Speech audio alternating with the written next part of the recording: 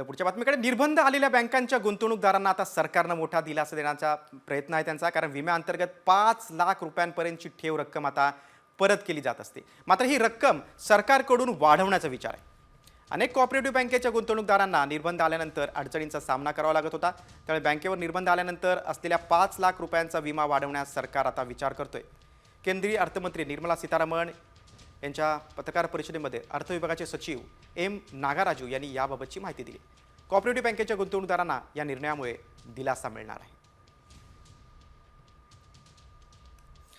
तर पुढच्या बातमीकडे निर्बंध आलेल्या बँकांच्या गुंतवणूकदारांना आता सरकारनं मोठा दिलासा देण्याचा प्रयत्न आहे त्यांचा, कारण विम्याअंतर्गत 5 लाख रुपयांपर्यंतची ठेव रक्कम आता परत केली जात असते. मात्र ही रक्कम सरकारकडून वाढवण्याचा विचार आहे.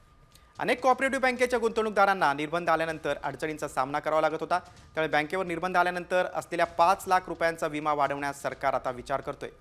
केंद्रीय अर्थमंत्री निर्मला सीतारामन यांच्या पत्रकार परिषदेमध्ये अर्थ विभागाचे सचिव एम नागाराजू यांनी याबाबतची माहिती दिली. कोऑपरेटिव्ह बँकेच्या गुंतवणूकदारांना या निर्णयामुळे दिलासा मिळणार आहे.